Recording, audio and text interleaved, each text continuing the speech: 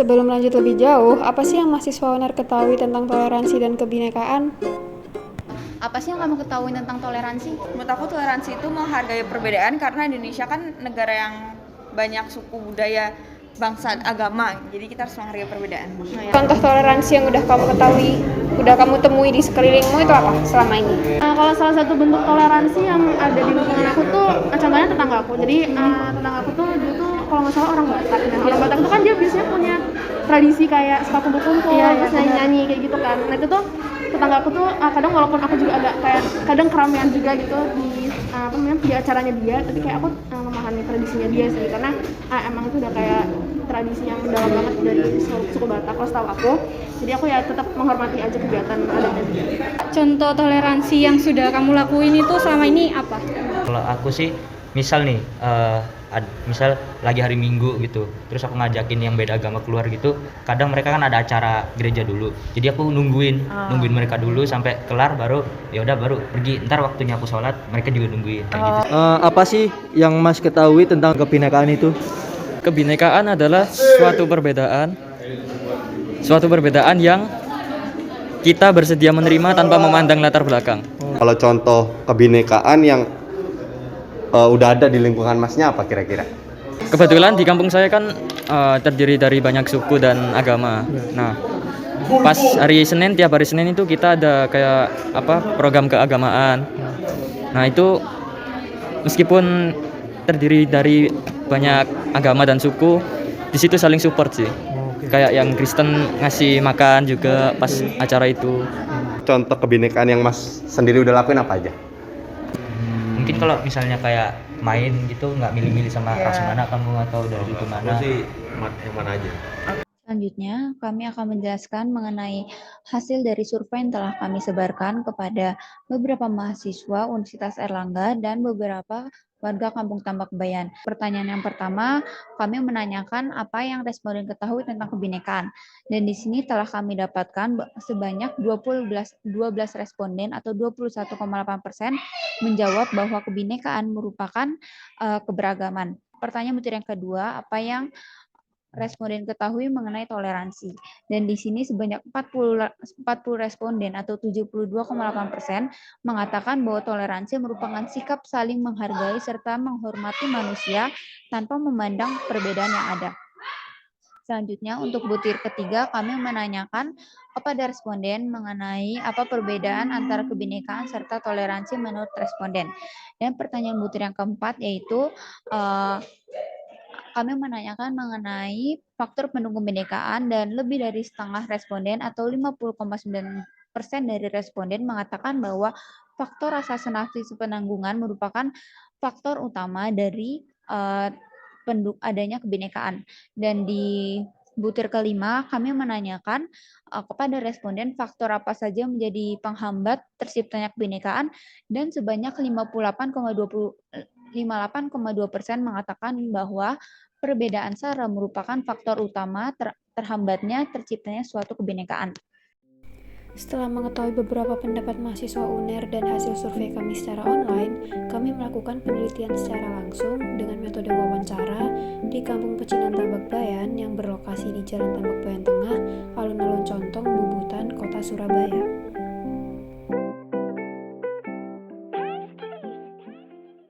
Pada hari Kamis 6 Oktober 2022, kami telah melakukan field study ke Kampung Tambak Bayan, Surabaya.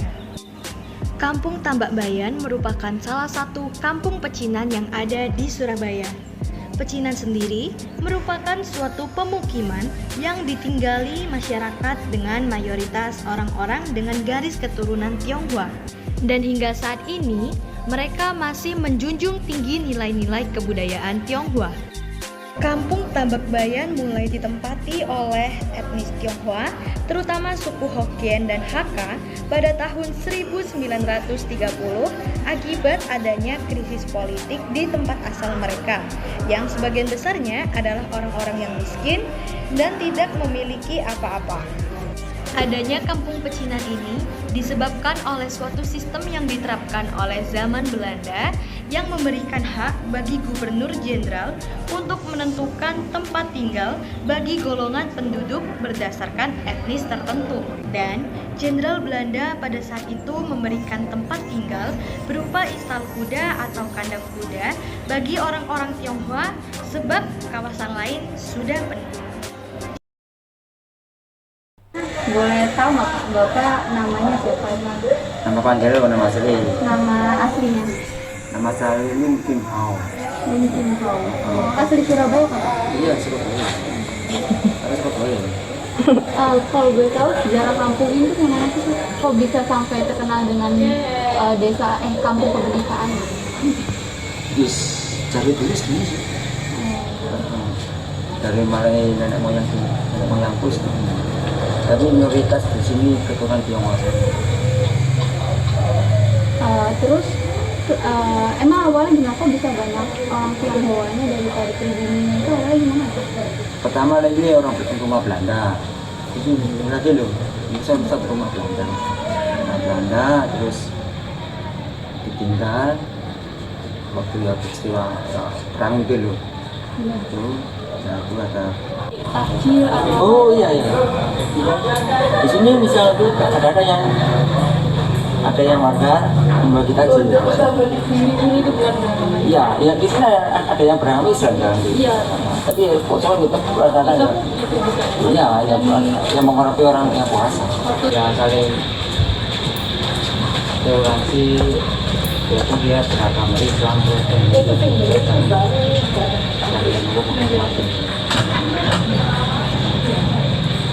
Jadi di sini tuh masyarakatnya itu nggak memandang agama dan lain-lain turunnya gitu. Karena ini kan pasti ya pun di sini mayoritas orang Tionghoa. Kalau sampai sekarang gini hubungan antar warganya tuh kayak mana sih Kak? Kan banyak banget pasti kayak kasus di waktu itu kalau masjid kayak gitu ada nggak selesai? Enggak ada di sini. Ini semua toleransi tinggi, bebas yang beragama bebas. Kita tidak memandang itu suku agama.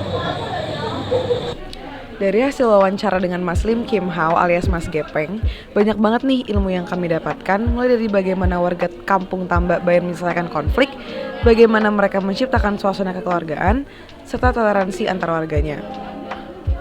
Dan yang paling unik, dari kampung Tambak Bayan ini yaitu adanya uluran tangan atau bantuan baik dari warga sekitar maupun mahasiswa yang ternyata dari berbagai daerah.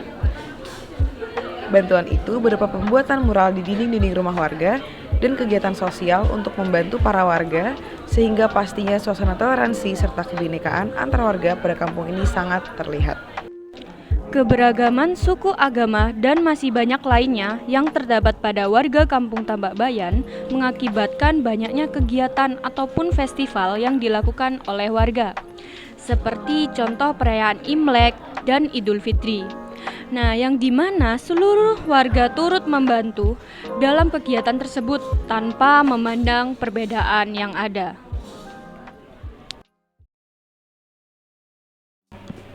Halo guys, yang pertama ini adalah Zoom pertama yang membahas tentang field study. Yang kedua adalah kerja kelompok secara offline. Ini dilakukan di rumah salah satu anggota kelompok. Kemudian yang ketiga, melakukan Zoom dengan topik bahasan proyek kebangsaan dan membahas laporan tentang proyek kebangsaan yang ada.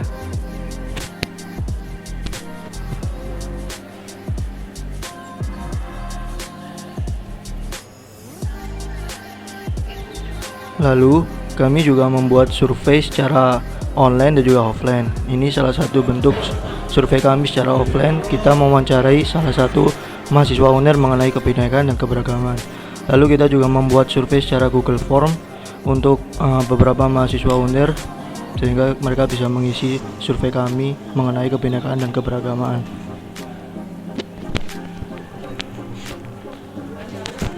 Selain survei dari Google Form, kita juga mengadakan penelitian di Kampung Tambak Bayan daerah Surabaya. Dan untuk hasil dari penelitian kami ini berupa infografis, laporan, dan video di YouTube.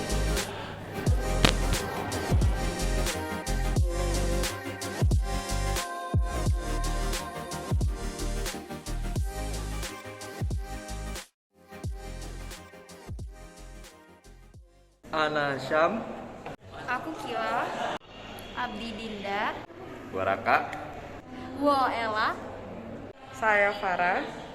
Beta Abi. Awak Tata. Sekian dari kami, terima kasih.